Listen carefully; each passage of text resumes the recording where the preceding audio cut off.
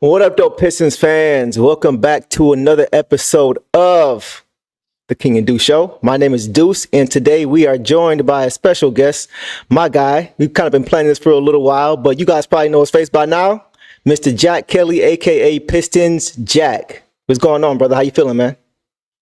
I'm good, my man. Thank you so much for having me on. I love the intro. I'm excited to talk Goose. We've been DMing back and forth a little bit now for a minute. So this team's actually Yeah. like really exciting to talk about. Like they're winning games. So man, I'm excited to be on here with you and just talking about our favorite team. Doesn't it feel good to be able to come on the stream and keep it like 75% positive instead of like trying to just grasp at straws? It's incredible. Like I know it does for me. I'm so grateful for it, man. Like I Yeah, for still keep sure. pinching myself looking at the standings, but I'm sure we're gonna get into all of that. But it's the best, man. Oh yeah, for sure. We're gonna get into that for sure. So let's just jump right in, bro. So as far as your backstory, right, your journey, let's just kind of get into first of all where you're located. You're in Melbourne, Australia. Is that right? Yes, correct. Okay. So, Okay. So let me just start with this. What time is it right now where you are? so, so for me right now, it is 12:05 p.m. So right in the middle of the day. Um, yeah, Okay. just around lunchtime. Like it's sunny. It's summer here right now. I think it's like 30 degrees Celsius outside. I know you guys use Fahrenheit, but it's hot here. It's 30 degrees, bro. It's not 30 degrees Fahrenheit over here. Yeah. So man, make sure you bring a coat whenever you come visit, which should be soon. We're gonna get to that later. But yeah, for For sure, sure. for sure. So let me ask you this too. How do you manage your schedule? Because you're always current with the Pistons content. You're like one of the first ones I see popping out. It's hard for me and my team to stay current sometimes. And I'm looking at you like, how does he do this? So is it hard for you to stay up to keep, up with the schedule? Is it hard for you to get sleep? But when the games are going on, like how does that work for you, bro? So that's partly why. So before this, I was working for So I quit my job. So I do Pistons now full time. This is all I do predominantly. I do some freelance work on the side, social media stuff, but this is all I do right now. And to commit the way I have this season, have content across like multiple platforms, like because of the games here start like 7 p.m. Eastern is 11 a.m. for me here. So the Right. games work really well. They're in the middle of the day, but in Okay. terms of having a full-time job, you can't watch the games live. So Yeah. for me, like I just things normally like I can do the games fine. The only stuff I tend to miss is anytime there's a big trade, big signing, all the off-season stuff. That's typically when I'm asleep because I think for Mm. you guys, that's normally during like the day. Hmm. So yeah, that stuff I'm normally a bit behind on, but I don't know, catch up on that anyway. Like so, I'm yeah, sure when the you games are on, man, I'm just pumping out content. I'm sure you probably got notifications set for certain people that if you are asleep, hopefully if you can wake up, you'll get to it. I know I do, so I'm pretty sure you do too. Definitely no. I used to have Woj and obviously Shams, and did have a few of the beat reporters. So yeah, definitely in the Yeah, off season.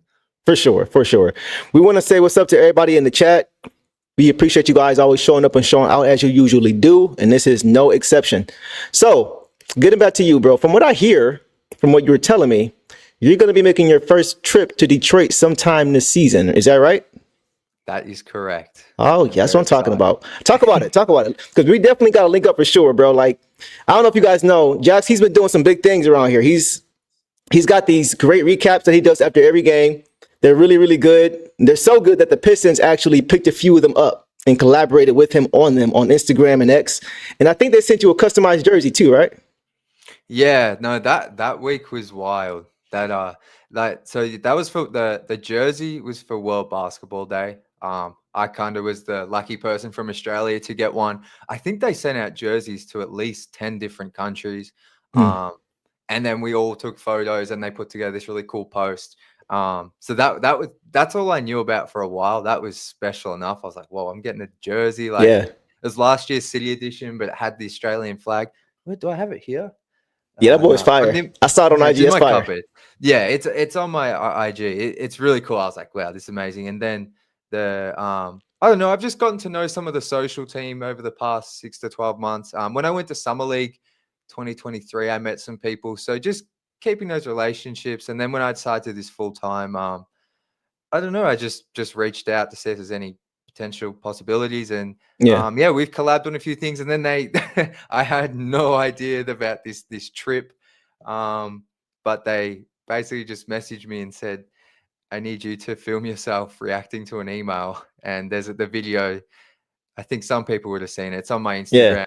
Yeah. They Yeah. basically Yeah. surprised me with a trip to Detroit. So, but Crazy.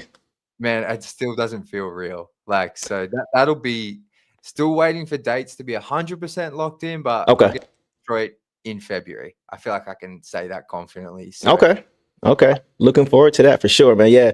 You definitely got support in the chat here too. Ryan, what's going on, bro? Yeah, definitely support Jack, man. We're gonna drop all those links later on, but just want to get to this too, man. First of all, first and foremost, everybody drop some fire emojis in the chat. I need to see fire emojis all up and down the chat for Jack. We got to roll the red carpet out for him. This is my guy right here. We've had a chance to get to know each other a little bit, remotely for now until he actually makes the trip. But so tell me this, man. Tell me this. As far as Pistons fans, right? We as Pistons fans, most of us have our own story as to how we got introduced to the Pistons, right? For me, it was watching the bad boys go back to back in 89, 90. I'm a little bit of an old head. So just kind of talk about your introduction to the Pistons and then how you kind of got to where you are today. Yeah, so I started following the NBA in like the mid 2000s, I think. I never played, like, I was like 10, I want to say. Like, I think I'm a bit older than people think as well. How old are you? But How old are you? I turned 29 last year. So, so, but I remember mid 2000s, my mum was like, sign me up to play basketball in the summer. I'd never played before. And then I was just like, okay, I got to figure out how to play this. I started watching the NBA, and then I didn't have a team, but in that 2000s, you had like LeBron, Kobe, you had Dwight on the Magic. For some reason, I just really loved that Stan Van Gundy Magic team, and they had Dwight Howard. And I remember, I think it was like 2011, I saw an NBA mock draft. I wasn't even into the NBA that much like that, but I just happened to click on this mock draft, and the number one ranked player going into that college season was Andre Drummond. Yep. And I don't know why he reminded me of Dwight, and that was who he was meant to be. So like, okay, I'm going to follow him wherever he goes. Yeah. And I kind of watched him a little bit at Connecticut, but it was hard to follow here in Australia. And then I was like, well, whatever team drafts him, I'm going for. So obviously he winds up a Piston, and I got league pass that season. Hey. I watched as much as I could. It's like, that's pretty much my journey. And then the content stuff, I thought I wanted to be a writer. So I started doing some writing a couple of years ago, and then that's just turned itself into social media. And here you are. Yeah. And here you are. So, well, the hard work is definitely paying off, man, for sure. Shout out to you guys, man. You guys are in deep tonight. Billy Bands, what's going on? Marvin, you're not funny for calling me 57 years old. That's not accurate. And of course, we got to shout out my bro, Ashton AB, who always shows up and shows out. Appreciate you, bro. Hey, we talking about Cade a little bit later, bro. So stay tuned. We got some good dudes content coming up. We definitely gonna, he always supports me. Ashton is always showing love. So that's my dog for sure. For sure. Him, Cannon, Kennard, Cade, all of them. All right. So let's talk about the season, bro. Let's get into it. Let's get into some actual Pistons now that we got that out the way, right? So this season has been a very surprising season for a lot of different reasons, right?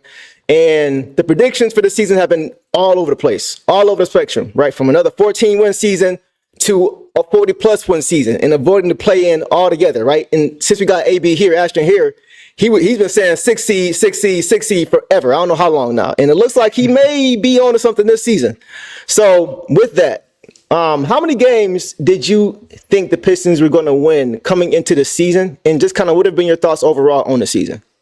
So I had them at 29, because that's what I had them at the season prior. And obviously we know how that went. But I just thought 29 wins, that's a 15-win improvement. That would be awesome. I like the signings and trades Trajan made. I thought Cade would take a leap. But, I mean, in terms of where we're at right now, I think it was the second half of that question. Like, I am blown away. And it starts with our man, Cade Cunningham. I don't want to get into him too much if we're touching on that later, but he's gone to a level that I thought was more like year 5, year 6 Cade. Not like this level of Cade is crazy. He's a primary driver of that. But there's just a lot of players have stepped up, like Ron Holland. like I'm sure we'll get into them individually, but they have blown my expectations out of the water. JB Bickerstaff, like Yep. talk about setting a culture. Mm-hmm. And yeah, the direction of this team it's crazy. What are we 38 games in? Like Yep. to think where we think this team can go now to where we were in October. It's really exciting. Right. 100%. So 29, right? That's actually a lot more than what I heard as far as predictions. Most of what I heard was between 20 and 25. I personally had him at 35. I just felt like and this was after the free agent signings, right? The Tobias, Malik, Tim Hardaway Jr., Paul Reed, all these guys. Like, so I just felt like once Cade got space, it was a wrap. Right? Watching him at Oklahoma State, if he had shooters around him, it was a wrap because he reads the game so well. And I want to give him credit. And I'm not just saying this because AB is here. He know I keep it real. I want to give him credit because looking at the prior teams that he's had, and then looking at what he has now and seeing how successful the team is already that quickly, shows me a level of maturity on Cade's part. Because as of right now, we have an NBA competent roster. We don't have an all-star level or even a championship contending roster yet. It's still in work in progress, but you're even seeing just with that what he's able to do. We're seeing the numbers like just based off of this. So that just shows me that he's a very mature player because he never made a fuss. He never complained. We're not going to mention previous guys, but when guys weren't starting, when they should have been, when other guys were playing, he never complained. He just said, don't jump off the boat. He just took ownership. So that is that's part of why he went number one. It's not just the basketball skills. It's the leadership and the maturity that he brings to this team as well. So I'm really happy for him now that he's starting to reap the benefits of his labor and his maturity, because now the Pistons are really taking care of him and really treating him like a number one pick. And now he's playing like one. So I think that's a great thing for him. So let's get to this, bro. The Pistons are currently 19-19, right? And they are in the 8th spot in the Eastern Conference. But we know, as of recently, we were told that Trajan Langdon may be a buyer at the trade deadline. He may be a bit more aggressive because of what he's seen so far this season, right? It's been a very surprising year. He even said that they're ahead of schedule, and as a result of that, they're changing their strategy and they're going to consider, making some trades to their roster. So what are your thoughts on that? Do you think there's anything that do you have any hunches as to what he may potentially do? Do you think he may just kind of just look at the landscape and see what's available? What do you think? It's really interesting because I was just talking on last night's post-game show just about how from where I was 3 weeks ago, my mindset on this team is more drifted towards like just keeping it as the status quo, keep the veterans, because whatever they're doing right now, there's a connectivity, there's a culture, and all the guys like seem to really uplift, and like that there's a real confidence in this group. Yeah.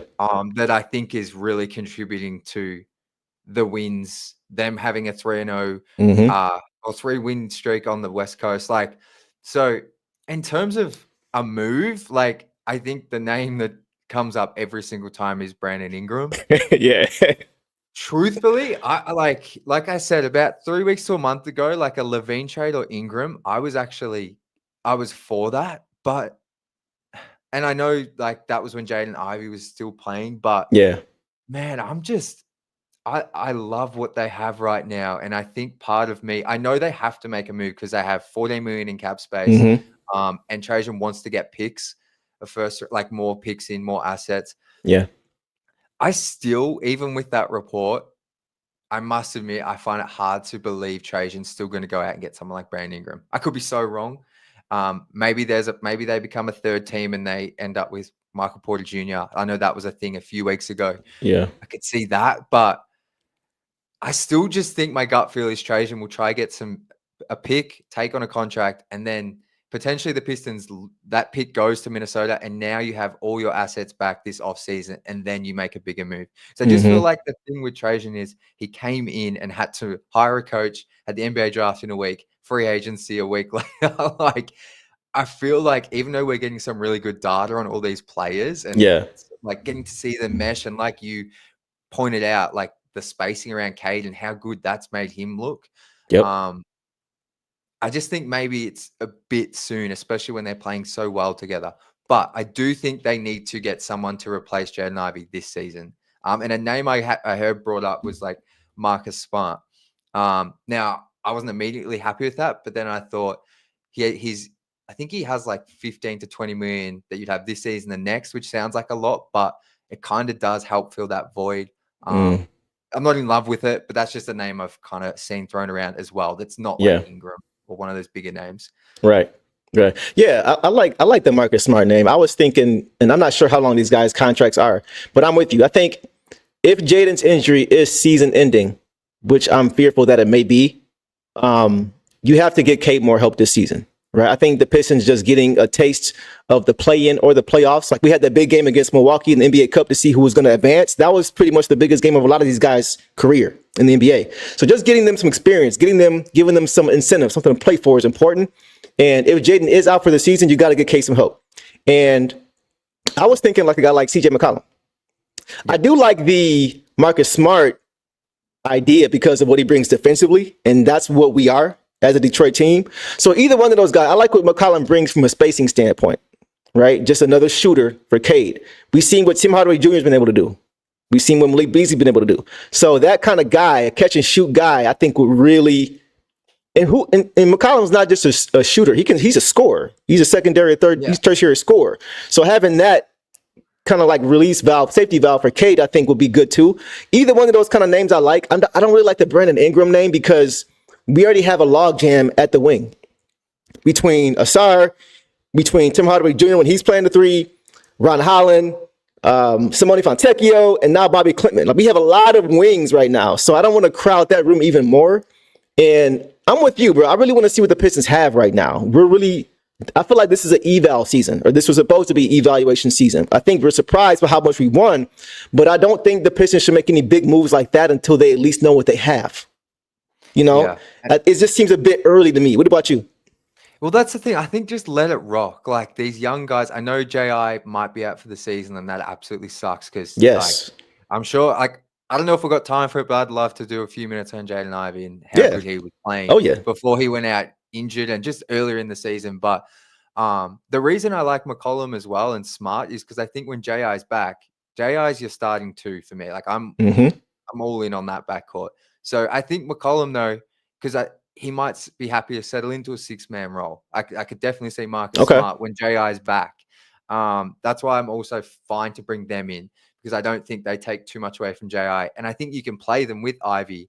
They benefit JI just as much as Cade. So, yeah, look, if they were to trade for Ingram, I'm not going to sit here and say I'd be like, this is a disgrace and like going crazy. Like I would get around it. I'll support it because I can see a vision there.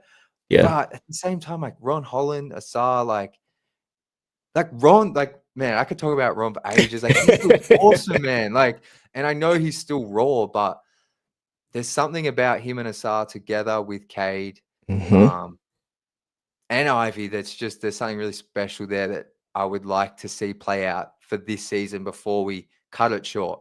Yeah. And bring in a guy to take a heap of their minutes.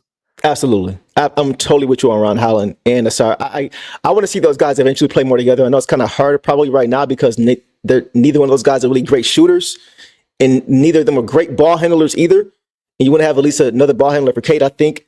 So, but I think eventually as they continue to get better with their jump shot, the two of them on the floor together will be a terror. You think about the teams we're trying to catch in the East, Boston, they'd be perfect for a team like Boston to guard. With Jason Tatum and Jaylen Brown, who else do you want guarding those two guys? You know what I mean? So like and that's another reason why I just want to like you let it ride. Just see what these guys' potential really is. Put these guys in situations and see what they do, how they respond, right? Those kind of things are what I think you can learn from this season and pick up wins along the way, as we're seeing. Like, these guys are still really figuring out what they're doing, and they're still winning just off of their ability and their grit and their effort. So let them build some chemistry, let them build some camaraderie, and then see what you have, and then add that guy when the time is right. That's kind of my take on it, but I'm totally with you on yours too. So I wanted to do this too. Since we have, let's get to this. So let's talk about the starting lineup. I kind of want to just kind of go through each starter, and we can kind of go through as many guys as you want, but I want to get through the starters. And it's been a roller coaster of a season for some of our starters, right? They've had some peaks and valleys, but the last 2 or 3 weeks, they've really collectively and individually they've been playing a lot better, especially Jaden before he got hurt. He was playing the best basketball of his life.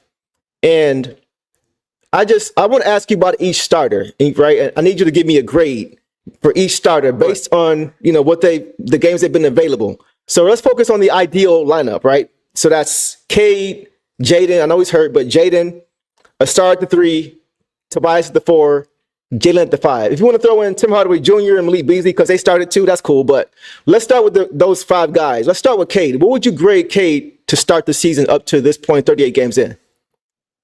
He's an A. An A. That's easy. Yeah. Only thing holding me back with Cade a little bit is just finishing around the rim. But I'm being picky, but if we're gonna give A plus to me, that's 100%. And maybe just his defense has dropped off a tiny bit, but I think that's coincided with Asar and Ron being more prominent and taking on more of those players. So it's not as big of a deal. But yeah, he's been incredible. I truly, and I'm not just saying this as a homer, I truly think he's pushing all NBA. If the team can stay around 500 and he keeps up this play, that's not crazy at all. I think he's genuinely being a top 15 player in the NBA. Yeah, I think that's probably the easiest one we're gonna do. As far because I was watching that too. As far as the defensive part, I think part of why he may be falling up just a little bit defensively is because he's had to play a lot more minutes since J.I. went down because he's the only real point guard. We've seen Sasser try to do it. He struggled a little bit, right? So with him playing more, it's going to be harder because he wants to be that two-way guy we always talk about. He wants to be that. And that means exerting energy on both ends of the court. So when you have such an offensive load and you're playing more minutes, it's going to make it harder for you to go full tilt. But I would agree with you. I think that's the one thing that he just needs to continue to stay locked in on is the defense. But he has gotten a lot better, I've noticed, as far as just how he's attacking defensively. Even when it doesn't happen often, but when he bites on a pump fake, he moves his feet so well to stay in front when they try to drive. He's gotten so much better with that, putting his hands down and just moving his feet. And that's something in previous years I didn't really see with him. So I'm with you. I would give him an A. I would give him a solid A. It's hard to, I don't give out A pluses. I just don't. Even if a guy's playing with a perfect grade, I just don't because I feel like nobody's perfect. But I would give him a solid A for sure. And once again, he has a team around him that is showing the league now that he is an A-level player. So I think that was an easy one. So yeah, let's go to the next one. Let's go to Jaden Ivey. Based on what you've seen so far from him and before his injury, how would you grade him? What would you give him? I think I think a B plus. And because I give him a B plus because I truly believe those 10 games before the original injury with the knee soreness, and I think you also kind of mentioned he had some left toe soreness. I think that really affected him in that slump where he kind of not lost his way, but the percentages went down. He just wasn't the same J.I. He wasn't as attacking the paint as much. But when he was healthy this season, he finished the season shooting. Well, I shouldn't say finished. He's shooting right now 41% from 3 on 5 attempts. I think just take a moment to think about that. 41%, and I believe the catch and shoot numbers are even better. So to think where he was just as a jump shooter last season and where he was in college, and how much better it looks and cleaner, that in itself is a massive tick because that was one of the main things he needed to do this season. For him and Cade to coexist. And he's done that. And then when healthy, I've loved how he attacks the offensive glass. That game we came back against Phoenix, he was everywhere. His handle has gotten so much better. I think it's a product of 2 off seasons of work, but this season in particular, so much tighter with his handle in traffic and just looks so much more confident with in and out dribbles. I can't recall him doing those as much as he has this season. I think have to no, go ahead. Yeah. Most clutch player on the team. Facts. Most clutch 2 game winners. 2 game winners. Second highest. This was before the injury against Orlando, but second highest field goal percentage on the team in the clutch. I think it was at 48% of anyone to attempt 5 shots in the clutch. So he is clutch. That is huge to have someone like that because Cade's going to always get the majority of the attention. So for him Mm-hmm. to be able to kick it to someone who's going to knock it down, huge tick. So he still has plenty of room for improvement as a finisher, similar to Cade. Jaden's is a bit different because they're different level athletes, but Right. I think Jaden's, it's still some of the decision making on drives. I think he gets caught and he ends up throwing out jump passes and turnovers. But I think a B+ is fair for him. If you want to, like, for me, it's because I don't believe that 10-game stretch he struggled, he was fully healthy. I think it Right. was injury. No, truly yeah, do. you're 100% right. I can verify that he was playing hurt, not injured, but he was playing through. He was playing through things, and that's just because he doesn't complain. Yeah. Jaden does not complain, bro. Sometimes he needs to be sat down because he just was like, I'm good. I'm good. No, you're not, bro. Sit down. You're not. So I would give him an A-, but and it's not really his fault, but I'm giving him a B+ too because of the availability, right? Because of the injury was not his fault, especially this last one. But I would give him a B+. I think his biggest improvements have been, number one, pacing. He used to be always on 10. And, I understand it because he's such a freak athlete, like his father and his mother and his grandfather before him. But now guys in the NBA, everybody's an athlete now. Everybody, not quite as fast as him, but they can somewhat stay in front sometimes, for the most part, right? If you're just going vertical. And his pacing has gotten much better as far as understanding when to go full speed, when to slow it down, when to wait for the pick, the roller to get to a spot, all those kind of things. He's gotten so much better with that. And his shooting, I want to talk about the shooting too, because while it has improved from a percentage standpoint, a lot of it has to do, from what I've noticed, is the quality of his three-pointers, the quality of shot. As a rookie, there was no offense. There was no set offense. A lot of his shots were him catching the ball back with 5 seconds left, and he's trying to go one-on-one from the top of the key. And that's not a high percentage shot for anybody. Even Steph Curry. Steph's going to make them because he's Steph, but it's not a high-quality shot. Now, his shots are within the offense, sometimes in transition. The ball is hopping, and he's catching it and just shooting it. And as a result, the percentage goes up. So that's naturally what's going to happen. So I think, like Cade too, just being a byproduct of having better players around you is making him so much better. So those two things I think have really improved for him. And that's why, just like you, I give him a B+. So we 2 for 2 so far. We moving. So let's go to the next one. Let's go to Asar. Let's go to Asar Thompson. What would you grade him? I know it's kind of a smaller sample size because he hasn't played as much because of the blood clot. But just from what you've seen, what would you give Asar? So this might sound a little harsh, but it's because I thought the way Asar played last season is kind of similar to what we're seeing this season. I think I'm just going to give him a C+. But I promise that's not because I think he sucks or is a bust. It is not that at all. I just think he is still trying to find his rhythm. He's just come off an illness. I'm not sure exactly what it was, but I don't think it was the blood clots or anything because he was visibly sick yesterday. But I think he still is relatively the exact, like very similar to the Asar Thompson we saw last season.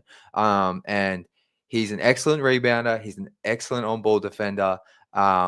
He's a ridiculous athlete. Like him in transition is like him and Ron Holland in transition is an automatic 2 points. Bruh. It's 2 points. Just put it down.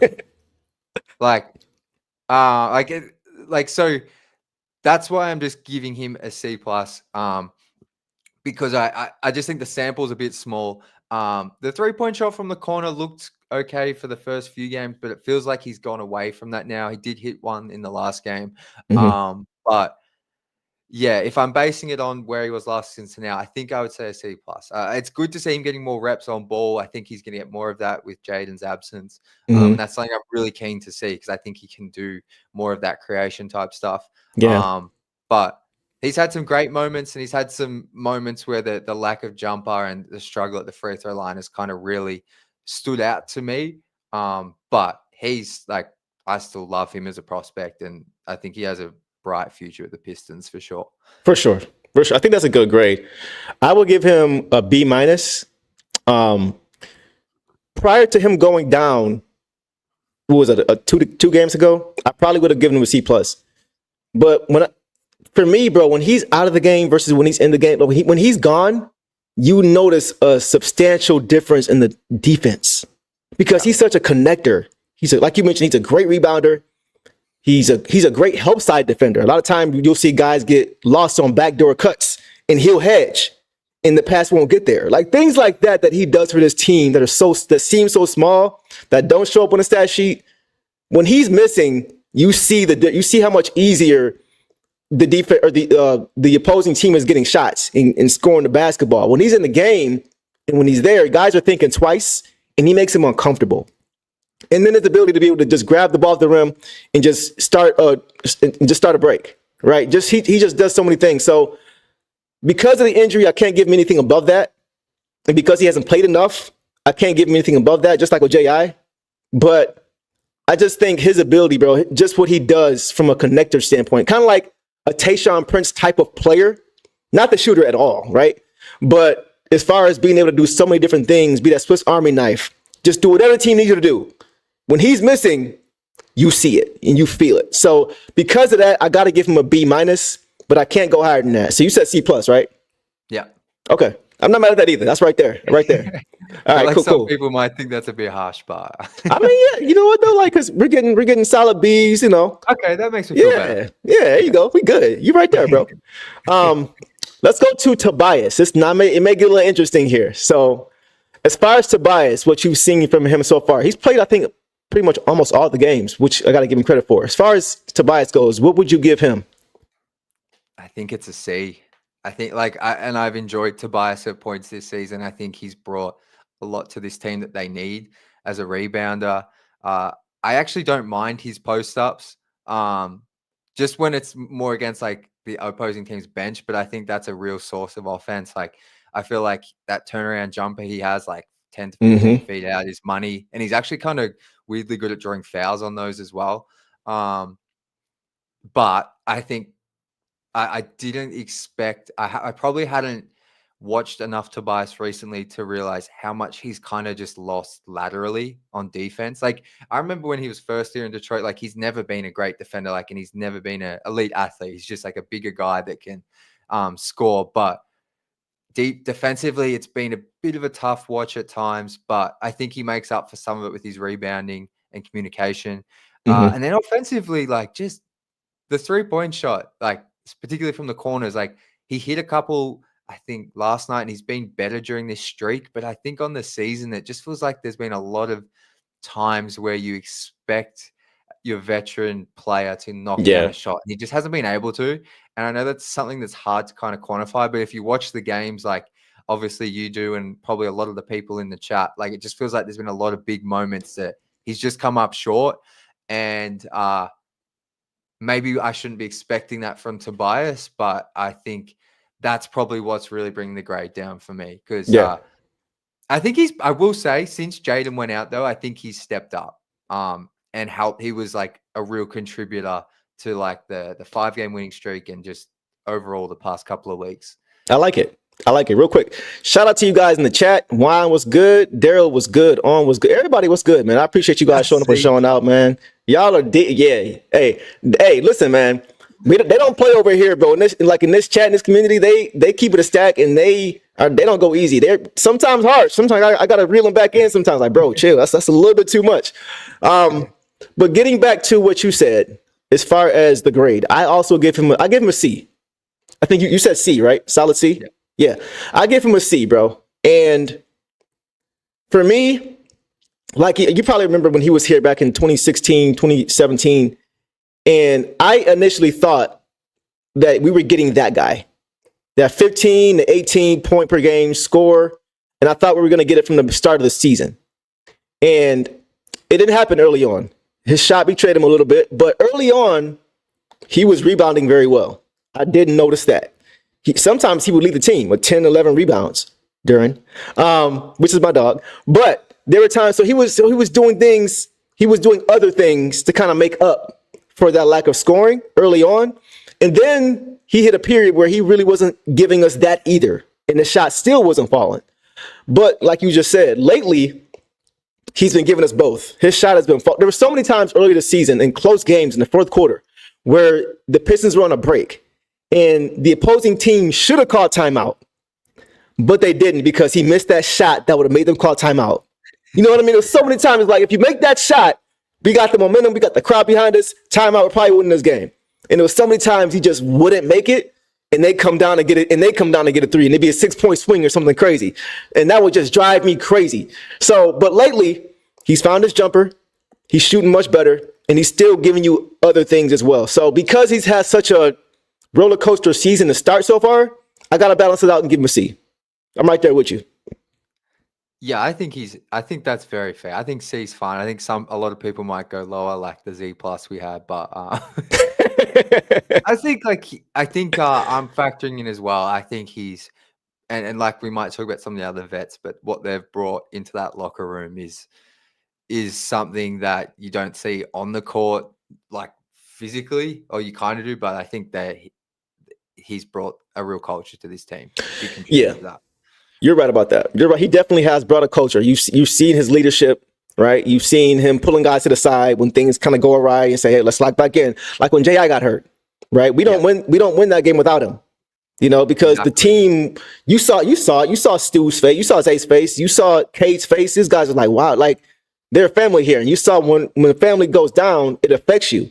But you saw Tobias pull the guys to the side. Hey, this hurts, but we got a game to win. Let's go get it. Like that experience, somebody who's been there before, that is, I think, why I also give him a C, because he's bringing that leadership as well. So I got to give him credit for that too.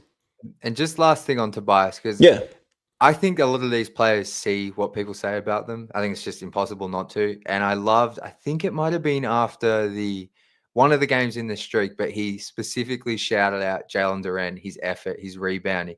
And I just thought that's huge, because like I've been on JD about that. So many people being on JD here. That's probably really wearing on him. I think a lot of it's justified. The way some people go about it with JD is a bit disrespectful, but I think on the most part, it's been an issue for him. And just, I think it's huge that Tobias shouted that out in the post-game press conference to like just be there for his guy and like make sure people see and hear that. So just 100%. Those little things I really have enjoyed with Tobias as well. Totally agree. Since you mentioned JD, let's get to him. This may be the most polarizing out of all of them. But I have an interesting take too. So I'll let you go first, bro. As far as what you've seen from JD so far, what is your grade for JD? This is really tough. I think I'm gonna say a C plus, and I think that's because I think he struggled earlier in the season. I don't think it was all his fault that he's been getting exposed the way he has. Defending earlier in the season, like in space, struggling with those stretch bigs, but some of it at the same time, like we'll all go back to that Bulls game where Vooch just torched the Pistons and JD just kept being like, but I think the Pistons have changed their scheme a little bit, where they're now like blitzing and like sending him to the ball handler and pick and roll. And like, he's just been more active recently. And I think in this past 3 weeks, honestly, if I was on here a month ago, I probably would have given him a D plus. But I think like what I've seen him really grow with his decision making, with his effort, and I think it's showing up in the blocks and steals lately. He's had multiple, 2 or more in his past couple of games. But I think his energy and effort's just been a lot more consistent. And even a couple of games ago, I think against Portland, he struggled in the first half. Paul Reed took his minutes in the second quarter. Then the second half of that game, he was a monster. So I think he's growing within games as well and not getting too down on himself and being out for the entire game. So I think a C plus is, that's where I land with him. And he's trending upwards. And with. I would give him a C. I'm with you. About a month or so ago, I probably would have been in that D range. And it's not because he doesn't have the ability for me. It's strictly a mental thing with JD. I saw this, like for me, what I see now is that he's buying in to the role that the Pistons need him to play. I think the role that he's being asked to play is not his full package of what he can do. Like he wants to be an offensive. You see how he is on lobs when he's got his tongue out, all that, and he loves being a part of things like that. And for me, it seemed like early on, it just took him a minute to adapt to, listen, bro, we need you to be, you see what Stu does? We need you to do that at least at the same level that Stu does it. Because he's got the body to do it, And so I think he's slowly beginning to buy in to the fact that, okay, we know you can do all these things, But right now, we need you to just do these things. Focus your energy on the defensive side of the ball, and the offense will work itself out. And it seems like lately, he's exerting a lot more energy on the defensive end. Even as far as switching out on guards, he's following them out there. Like he's really just active. Like you said, he's active.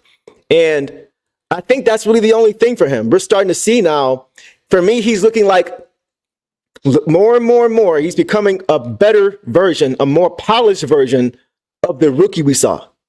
Of that raw rookie we saw, right? We saw the raw ability where he could just, jump out the gym, rebound like crazy, run the floor like a gazelle, dunk the ball, like all these different things. And I think now he's starting to hone in on those things and slowly get a little bit better with the individual things. So that's why I'm excited, because you're seeing him finishing the possessions defensively now. You're seeing him, you know what I mean? He does have lapses. Like last night he had a lapse where he got caught on a pick and roll and he on perimeter. And I think Slow-Mo took the shot, missed the shot. And Kevon Looney was under the hoop with Cade, and I think it was somebody else under the hoop trying to battle. And JD was still on the perimeter. And Looney missed the first putback. And instead of darting to the basket, JD assumed it was going to go in. And when it missed, Looney got another one, and then JD tried to catch up. So it's like if he had the mindset like Stu, where I'm attacking regardless if it goes in or not. If I think it's going in, I'm still attacking the rim. Those are the kind of things I think is his next jump. It's just consistently going full tilt all the time. If he does that, bro, he can be an all-star. He's really that talented. At least to me. So because he's now buying in as a young 21-year-old who has a lot of room to grow, I got to give him a C, because at least now it shows that he's buying in, because now the Pistons are winning games too. So when you play that way and you're winning, you can't even really argue it. So I think now he's starting to see, if I play this way, we'll get wins, we'll get respect, and then I'll get my share on the offense as well. And I think I like how you brought up, like, he's buying more into the role this team needs, because I think one of the underrated things is kind of last season, and I feel like JD, even in the summer league prior to last season, was given a lot of freedom to improve his game, to shoot the jumper, to handle the ball. And that is part of that other aspect that you spoke about, where like he's like got this amount of skill, but this is what the team needs. And I feel like because last season was such like a disaster, like players were able to do what they wanted to an extent. And I think he kind of found out early this season that when the microscope's on and this team's more competitive, like you got to lock in defensively every possession. The fans won't just be on you. I'm sure his teammates are, and the coaches, like they see it clearly. And I think he's just been adjusting to that. And like you said, buying into more like doing the dirty work, being a cleanup guy. He's always been a good offensive rebounder, but like you said, he still has those moments where you can't just assume it's going in. And I think he's leaning more into doing that workman-like role as a big, and then the other stuff will come. So yeah, 100%, bro. He's trending in the right direction for sure. And I think I'm so hard on him because I know how I see his ceiling. My comp for him, like at his peak, for those who remember back in the day, Jermaine O'Neal, Indiana Pacers, Jermaine O'Neal. Jermaine O'Neal was a beast with the Pacers. He gave the Pistons problems in those conference finals runs. And if you remember, he struggled early with the Blazers. Didn't play much. He had a lot of guys in front of him, including our guy, Rasheed Wallace. So, but he eventually he focused on that in the floor first. And because he had the tools, he slowly added more and more to his game. That's why I'm so hard on him, because I know what a ceiling can be. I just want to see him get there. And it's hard when you see a guy not reaching the level you know they can be. But I'm with you, bro. I definitely think I think the Pistons' success, a lot of it hinges on him and Cade. Those two guys. I think the pick and roll offense is going to be so important. And to his credit, he's gotten so much better screening. His screens have gotten so much better. It's been a while since we've seen offensive fouls on him because of screens. For a while, he was setting real soft screens because he wasn't sure how to set them properly, right? But now he's planting, he's setting hard screens, and he's rolling. So he's showing incremental growth. It's going to take time. I keep telling everybody, it's going to take time for him to get to the point we want to get him to. But just give him patience, give him time. He'll get there. No, for sure. Absolutely. Yeah, so much potential. Yeah, man. All right. Anybody else you wanted to grade? I know we had other guys who we could have talked about, but anybody else that stood out to you that you wanted to give a grade to or give a shout out to? I'll be very quick. Malik Beasley, A+. I know you don't give it A+, but I actually give that guy an A+. Like, honestly. Like, and then I just want to do. I think Tim Hardaway Jr. has been really solid as well. Like, I'll probably give him a B. But taking the charges, just the leadership. He's a vibes guy as well. I've noticed. No one's at Malik's level in terms of vibes, but TSJ's like a vibes guy. I feel like, and had some really key shots this season. And then just Ron Holland. He's exceeded my expectations for what I had for him as a rookie. Yeah, Shout bro. out to him. And just like, I love his mindset, man. Like, I'm not from Detroit, but from everything I've learned about the city, and gotten to know people like yourself, like, he was meant to be a Piston. It just feels right. Yes, he's one of those guys that the Pistons I don't think will move. Maybe ever. I don't know. But also Isaiah Stewart, A+, another guy who feel he may be a lifer here, because I feel he's so much more valuable here than he is anywhere else because of what he embodies for Detroit. He is a Detroit, like you mentioned, Ron Holland. He is a Piston. They bring that mentality. Ain't no friends on the court. If you ain't a teammate or the basketball, you're not friends.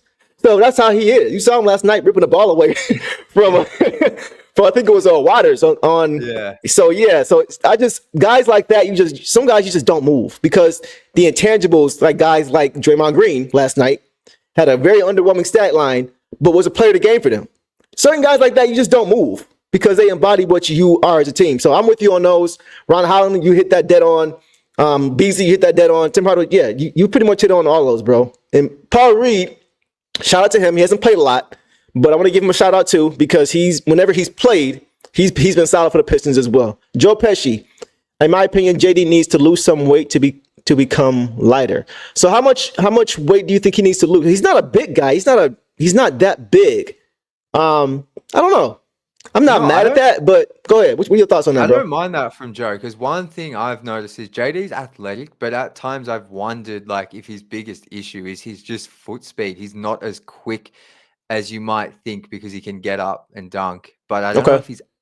So I kind of don't mind that from Joe. I'm not saying he needs to lose weight, but I'd be interested to see if that's something the team's like kind of thought about with JD long term. Gotcha. Getting more like quicker on the perimeter, but yeah. Okay, Joe, I see you, bro. Okay, you may be on to something there.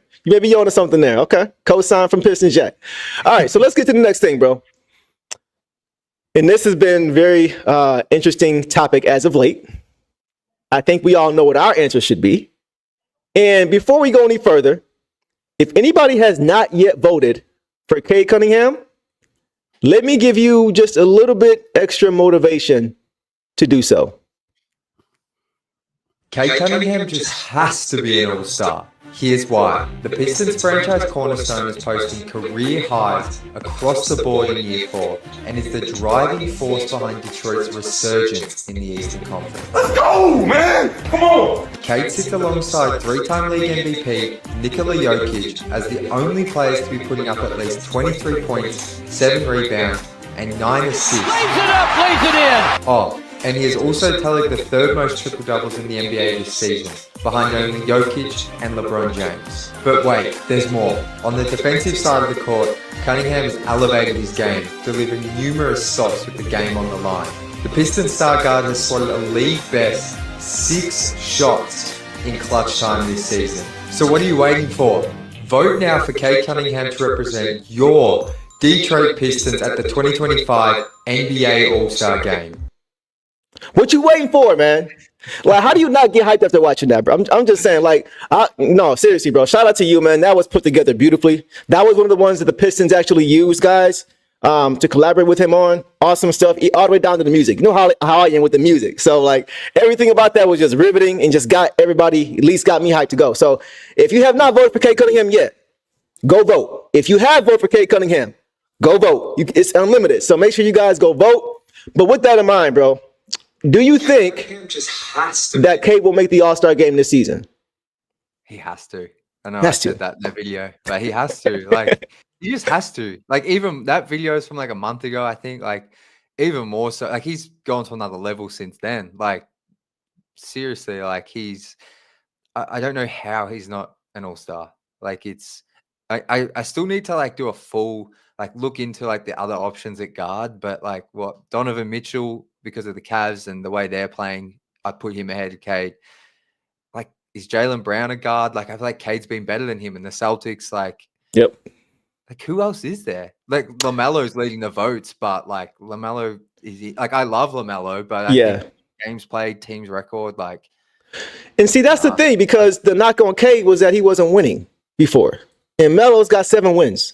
So how is he number 1 in voting? They keep the way the goalpost moves, bro. It's insane. But I'm glad you asked, like, who may be ahead of him, because I actually have the list of guys here that we can take a look at together and just see who may possibly be in his way. So let's take a look here. So let's take a look at the guards right here. Oh, yeah. So we got LaMelo, we got Donovan Mitchell, D. Lillard, Jalen Brunson, Trae Young, and Maxey all above Cade, which is insane to me. Insane. A lot of these guys are here just because of names. I'm sorry. Yeah. But the way I believe it works as far as the voting and who gets in is there's 2 starters for guards, there's 2 backups, and then amongst the guards and the forwards, there's 2 wild card spots. So maybe 1 wild card spot for the guards, maybe 1 wild card spot for the forwards, or maybe 2 guards if they're really good guards, or maybe 2 forwards. So personally, bro, based on this right here, do you think that Cade will get voted in by the coaches? Yeah, absolutely. I think I never expected Cade to be atop the vote getters because of it's a popularity contest at the end of the day. Like, I think a lot of fans are like educated, but I think like LaMelo being the top, that's just a product. LaMelo's a fun player, but he's been like in the spotlight since he was like 13. So like, true. But just looking at this list, like Cade definitely above Tyrese Maxey with where their season's at. Jalen Brunson would probably, Mitchell and Brunson are probably the 2 I can see ahead of Cade because of their team and the way they're playing and their kind of history. Yeah. Lillard, I think I haven't paid a lot of attention to the Bucks, but their record's not much better than the Pistons. So I might put Cade ahead of Dame. And I think he's got that firmly, if like that first guard off the bench, just based on this list. Yeah, I totally agree with you. I think the reason that Cade is going to get in is because of the fact that they're winning games now. Yeah, he's been not to this level because he's gotten better. He's elevated every season, but he's been pretty much doing this since he's been here. It's just that nobody cared because they weren't winning games, which is why it's so crazy that LaMelo's number 1. But you mentioned as far as him being around for a long time, being around the game for a long time. But I think that's going to be the biggest difference. They're doing things this year they haven't done in years. Had they won last night's game, they would have broke a streak from 10 years ago of winning 6 straight games. And Brandon Jennings hit that runner against the Spurs to win that game. That was the last time they won 6 games. Last time they won 5 games was 6 years ago. So like the things they're doing are resulting in wins. And he's the head of that snake. I think coaches look at stuff like that. They look at impact. They don't just look at who has 30 points a game or who is flashy. If LaMelo wasn't a top vote getter and he was further down the list, he may not get in at all because the coaches are going to look at how many wins you got. You know what I mean? So I think that's a big part of it, is that they're going to look at the actual player. Hoop heads know that Cade Cunningham is an all-star level player. And the fact that he's now winning makes it plausible for them to now say, okay, we can put him in now because this team is winning. So I'm holding on to that, bro. I hope he doesn't get snubbed. I don't see how he does. I'm going to be on one if he does, but I think they're going to do the right thing. I really do. There's no way. Like, just like you said, the record, like, there's no way he's not an all-star. Like, yeah. From what we've seen recently, like, I've never seen him get so much national media attention. Mm-hmm. He had an exclusive from Mark Spears written on him with Anscape. And I think that's kind of partnered with ESPN. And then another, I think Yahoo, what can I remember? Vinny Goodwill. Yeah, Vinny Goodwill. Yeah. Like, I know he's from Detroit, but still just so much national media attention. Like all these big accounts we all follow, like that do sports, Bleacher, but like he's everywhere. I feel like there's no way he can't be an all-star with the record and the play. Yep. I'm with you, bro. So I definitely think they're going to do the right thing, and I think he's going to get in. So 2 more things we're going to get to, and then we'll get you out of here, bro. Playoff hopes, right? We know that the Pistons are currently right now at 19-19, and they are currently, I believe, at 8th in the East. Let's take a look here. Let's take a look and see exactly where the Pistons are. And then based on where they are, we can see if we think they're going to get in. So Eastern Conference, here we go, right here. The Pistons are currently right now in 8th place, 19-19, and they are firmly in the mix for the play-in. So just based on what you have seen so far and based on the teams below them and above them, do you think the Pistons will comfortably make the play-in this season or the playoffs, whichever one you want to tackle? So yeah, I think they're definitely a play-in team. I could see. I think for me, Philadelphia is the only team that's going to jump into the mix, and I just believe the Pistons are better than the Bulls. I know they lost to them, but just season as a whole, I think the Pistons are a better team. Yeah, the Hawks are interesting to me. I can't get a grip of where they're going. They're fun, but they're also got some older players and like so. But I think they're firmly in that play-in mix for sure. It's just about where they finish. I can't see them. I really want to believe they can get to that 6th seed. But if I had to put money on it, I think I'm saying they're still 7 to 9. But man, can you imagine like 6th seed? Like, hey man, it's a conversation. It's not crazy. I will say that like it's a real thing. That could be a 6th seed. 100%. Ashton will lose his mind. He's been waiting to say this forever, so he will lose his mind if we get the 6th seed. But I think we'll all be happy if they're in that 7 to 10 range. I agree 100% with you. I think the fact that the Sixers are the only they're the only team that's talented enough to get into that 7 to 10 mix. The net, in my opinion, the Wizards, the Nets on down are tank mode. They trying to capture the flag.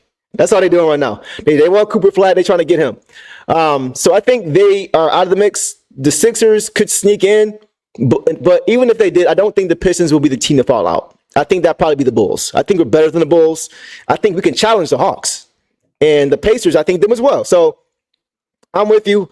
I think the ceiling may be 6 seed, but I think the floor, absolute floor, is 10.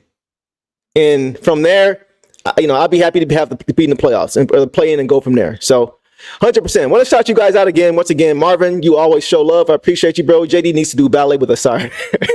I mean, you know what? That may go to the point that was made earlier about him losing weight. You guys may have been on something about that. So I'm not mad at that. Also, Joe Pesci, appreciate you, bro. Once when Cade gets with someone like dribble too much, tighten handle, and plays with more finesse, that's the only thing them guys got on Cade. He's like a Tim Duncan type point guard. AI is AI because he had sauce. I hear what you're saying. I understand what you're saying. Cade is a very fundamental basketball player. Very, very smart basketball player. It's not always flashy like Melo. He doesn't have that hang time with Ja Morant, all these different things, but he gets the job done, much like Tim Duncan did. So I understand that comparison. I think that's a really good one, Joe.